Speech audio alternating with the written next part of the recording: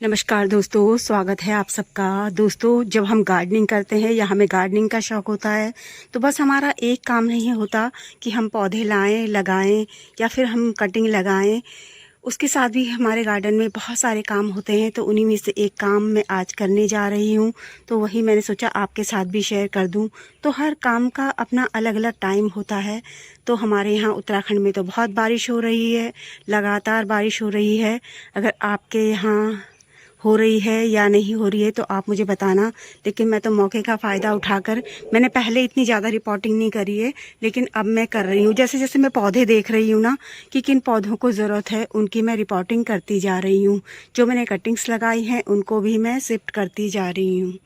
तो मैं आपको बताती हूँ कि मैंने गार्डन में आज क्या क्या काम किए। अगर आपके भी पौधे इस तरीके से हो गए हैं जैसे मेरे पौधे हो रहे हैं तो आप भी कर सकते हो। देखो, ज़्यादा बारिश से फूल भी नहीं खिल पा रहे हैं इतने अच्छे से। दोस्तों, अगर आपके यहाँ भी बारिश हो रही है और बारिश रुकने का नाम नहीं ले रही है तो आपने कुछ पौधों की रिपोर्टिंग तो शायद कर दी होगी, लेकिन आप अभी भी कर सकते हो। मैंने पहले नहीं करी थी, मैं अभी कर रही हूँ। मतलब 2-4 की तो कर दी थी। अब ये बोगनविला मुझे मतलब इसकी मैंने सोचा था पहले फरवरी में करूँगी, लेकिन अब मैं इसकी देखो ये जड़ कितनी ज़्यादा मोटी हो गई है, बहुत ही ज़्यादा मोटी। सब मतलब मुझे समझ में नहीं आ रहा कि इसकी जड़ ऐसे ये इतनी ज़्यादा मोटी हुई कैसे है। ये वाला बोगनविला मैंने कटिंग से लगाया था, मैं कहीं सड़क से इसकी कटिंग लाई थी। देखो, कटिंग तो ये हुई थी, बाकी इसमें ये वाली जो इसकी टहनी है ना बहुत ही ज़्यादा मोटी आई थी और ये बहुत ही बड़ा हो जाता है। मतलब जो हमारा मकान है ना उससे बड़ी हाइट में चल जाता है। मुझे इसकी बार बार प्रूनिंग करनी होती है। ये देखो कैसी जड़, छोटी छोटी जड़ें तो जो होंगी यहाँ इतनी मोटी जड़ इसमें ये आई हुई है। तो मुझे इसको अगर मैं रिपोर्टिंग नहीं करती तो ये मेरे पूरे गमले को तोड़ देता। मैंने इसमें शॉर्ट वीडियो भी डाला था और उसकी जड़ को काटा भी था, जो गमले से बहुत मोटी जड़ बाहर आ गई थी। तो इसमें देखो मैंने कटिंग्स लगाई हुई थी। ये इचीवेरिया घोस्ट प्लांट की तो ये हो गई करनी, तो मुझे उसकी रिपोर्टिंग भी है, पर उसमें ना बहुत सारी कटिंग लगी हुई है और जब पॉट खाली होंगे तो तभी कर सकते हैं। देखो, वो जो वेरीगेटेड कैलेंचू है ना वो उस पत्ती से मैंने लगाया है और पत्ती में 3-4 प्लांट्स बन रहे हैं और इसमें मैंने उसकी भी कटिंग्स लगाई थी डैंथस की। तो शायद हो जाए, क्योंकि मुझे लगता नहीं है बहुत ज़्यादा बारिश की वजह से वो हो पाएगी। तो आप भी मतलब ऐसे काफ़ी सारे काम कर सकते हो। और देखो, ये जो नीली वाली अपराजिता है उसके बीज बोए थे, तो ये बहुत सारे पौधे तो मैंने शिफ्ट कर दिए थे और ये कुछ अब उग रहे हैं। तो दोस्तों, इसको लगाने के लिए मिट्टी तो अभी मेरे पास सूखी नहीं है, तो मैं इसी मिट्टी को यूज़ करूँगी। इसकी जो मतलब इसमें कुछ बेकार सी बहुत ज़्यादा जड़ें होंगी मोटी मोटी, वो मैं हटा दूँगी। बाकी इसी मिट्टी को यूज़ करूँगी। अब कुछ नीचे डालूँगी सूखे पत्ते और गोबर की खाद मेरे पास है ही, और देखती हूँ और क्या क्या डालते हैं इसमें। दोस्तों, ये जड़ ना इतनी ज़्यादा मोटी है तो ये कटर से नहीं कटेगी, इसे मुझे आरी से ही काटना पड़ेगा। तो देखो, जो भी गार्डनर्स होते हैं उन्हें गार्डनिंग में कितनी मेहनत करनी होती है। और ये मैंने सोचा ये तो मुझसे निकलेगा ही नहीं, तो ये मैंने अपने बेटे से निकलवाया था, क्योंकि मुझे इसमें पहले ये बहुत मोटी जड़ दिख गई थी ना। ये जब मैंने इसकी जड़ को काटा था पहले, मतलब नीचे से, जब नीचे मतलब गमले से बाहर आ गई थी इसकी मोटी जड़। तो आप भी ऐसे चेक करते रहो, क्योंकि अगर आपके पॉट में भी इस तरह से इतनी मोटी मोटी जड़ें हो जाएंगी तो आपका पॉट ख़राब हो सकता है, टूट सकता है। तो वो एक साथ नहीं कट रही थी तो मैंने इसे 2 टुकड़ों में काटा है। देखो आप, कितनी मोटी जड़ है, ये बहुत ही ज़्यादा मोटी। समझ में नहीं आया इतनी मोटी जड़ ये हुई कैसे है। तो यहाँ पे देखो, मैंने नीचे ना काफ़ी सारे सूखे पत्ते डाल दिए हैं और बहुत ज़्यादा बारिश से जो सूखे पत्ते हैं वो भी गीले हो रखे हैं। और यहाँ पे मैं डाल रही हूँ कुछ किचन वेस्ट, तो बाकी खाद में डालूंगी इसमें बाद में। जो मैं सूखे पत्ते लाई, देखो उसमें कितने स्नेल आ गए हैं, छोटे छोटे बहुत सारे स्नेल आ गए हैं। तो ये स्नेल ने बहुत दुखी कर रखा है। दोस्तों, वो दोनों बोगनविला मैंने रिपोर्ट कर दिया। रिपोर्टिंग करने से ना एक फ़ायदा और होता है। वैसे तो हम ये जो बड़े बड़े पॉट हैं उन्हें खिसकाते नहीं, लेकिन ये पॉट मैंने यहाँ से हटाए तो इनके नीचे भी अच्छे से धो दिया है, अच्छे से सफाई कर दी है। वैसे सफाई हो नहीं पाती है इतने अच्छे से, और उनमें पानी डालने की बिल्कुल भी ज़रूरत नहीं है। मिट्टी बहुत ज़्यादा गीली हो रखी है और अभी भी हल्की हल्की बूंदें पड़ रही है। तो देखो, वीडियो तो 5 मिनट का या 10 मिनट का होता है ज़्यादा से ज़्यादा, लेकिन काम करने में ना हमें बहुत टाइम लग जाता है। और आपको पता ही है कि रिपोर्टिंग करने में काफ़ी टाइम लगता है। तो अभी मैंने इसमें बस कोई खाद नहीं डाली है, जो पत्तियों के नीचे सूखे खाद डाली थी वो, और किचन वेस्ट डाला है। अब मैं कुछ दिन बाद डालूंगी इसमें खाद मुझे डालनी है क्योंकि अब इसमें फूल आ रहे हैं। मैं बता देती हूँ आपको। देखो ये ना मैंने इसकी दिशा मोड़ दी है तो ये अंदर को चला गया है। अभी तो इसमें ये कलियां बन रही हैं, फूल आ रही हैं, तो खाद इसमें और डालनी पड़ेगी। जब तक किचन वेस्ट तो काफ़ी नीचे है ना, और जब तक किचन वेस्ट अच्छे से डिकम्पोस्ट होगा, उसकी जड़ें नीचे तक जाएगी, उससे पहले उसे खाद चाहिए होगी। तो खाद मैं इसमें अब क्या 1-2 दिन बाद डालूंगी, क्योंकि मैं अभी बहुत सारा काम कर रही हूँ। इसके साथ साथ और भी देखो, यहाँ भी एक बोगनविलिया, ये जो ऑनलाइन मंगाए थे उन बोगनविलिया को भी मुझे रिपोर्ट करना है। तो ये 1 लीटर के छोटे से डब्बे में लगा हुआ था, क्योंकि पौधा उस समय बहुत छोटा सा था। ऊंचाई में तो ये वाला पॉट भी इतना ही है, लेकिन ये चौड़ाई में ठीक ठाक है। तो इसमें मैं ना पत्तियों की खाद डालूंगी, ना ही किचन वेस्ट डालूंगी। इसमें मैं डालूंगी अभी मैं आपको बताती हूँ कि इसमें मैं क्या खाद डालूंगी। तो यहाँ पे नीचे इसमें ही थर्माकोल के छोटे छोटे पीस और ईंट के टुकड़े वगैरह हैं। और इसकी ये जो देखो काफ़ी अच्छे तरीके से रूट बाउंड हो गया था ये, तो मैं इसे हटा देती हूँ। ये पॉट ना, जो ये वाला पॉट इसके लिए छोटा पड़ रहा था। देखो दोस्तों, जब हम काम करते हैं ना तो कितनी गंदगी हो जाती है। अभी मुझे यहाँ पे 1 घंटे तक तो सफाई करनी पड़ेगी।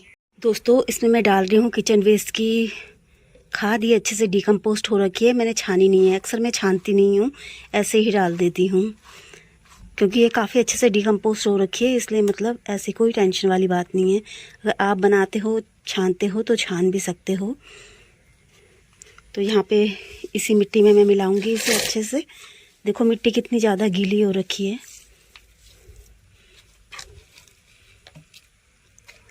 इस टाइम पे ना पौधों में फंगस वगैरह लगने का भी डर करता है। अगर आप कोई सेंसिटिव पौधों को रिपोर्ट कर रहे हैं तो उन पे ध्यान रखें। कोई फंजीसाइड, हल्दी, दालचीनी पाउडर कुछ भी यूज़ कर लें। बोगनविला तो बहुत हार्डी पौधा होता है, इसलिए इतनी ज़्यादा ज़रूरत नहीं होती है।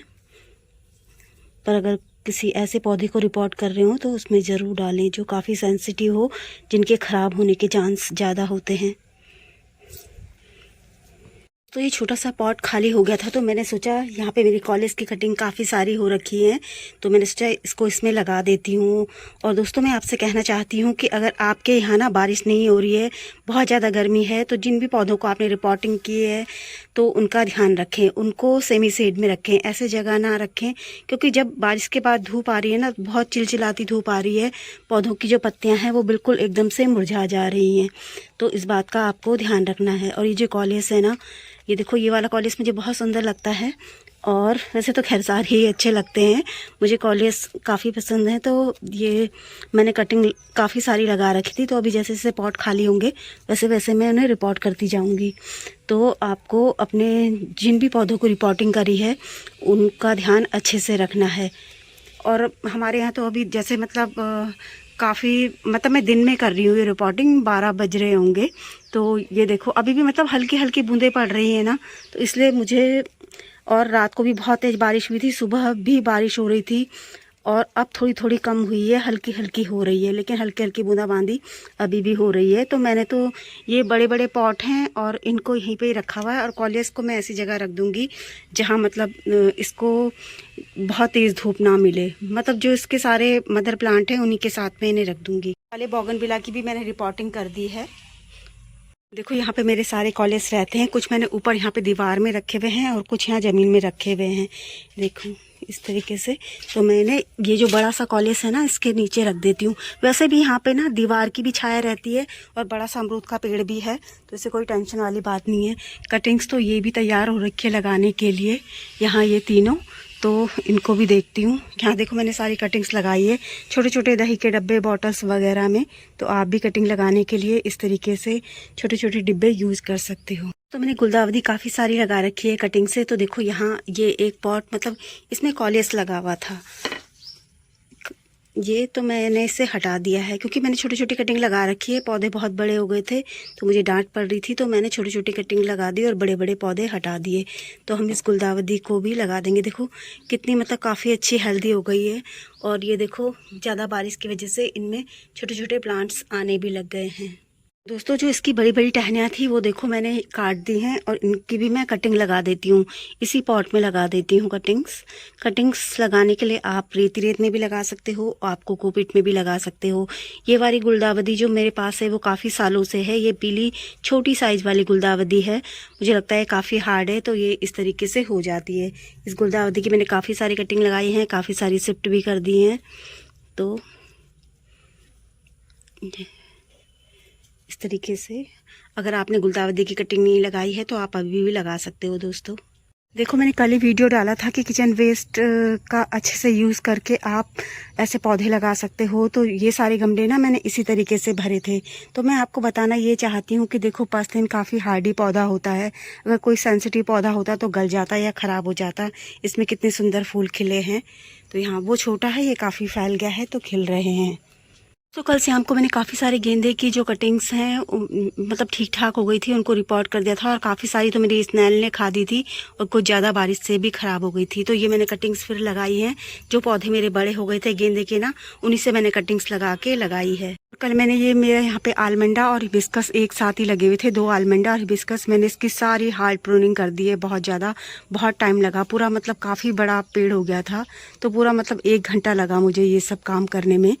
मतलब दिखने में तो कुछ भी नहीं है लेकिन टाइम काफ़ी लगा। तो दोस्तों अगर मेरी दी हुई जानकारी आपको थोड़ी भी अच्छी लगी हो तो प्लीज़ वीडियो को लाइक ज़रूर करें और वीडियो में अंत तक बने रहने के लिए आप सभी का दिल से बहुत बहुत धन्यवाद। अगर आप इस समय नर्सरी जा रहे हैं तो प्राइड ऑफ इंडिया सावनी को लेकर आ सकते हो, क्योंकि इस समय इस पौधे में फूल खिले रहते हैं। तो इसमें भी काफ़ी सारे रंग में आते हैं, तो आपको जो पसंद हो आप इसे ला सकते हो। ये भी एक परमानेंट फूल वाला पौधा है और मेरे पास काफ़ी सालों से है ये।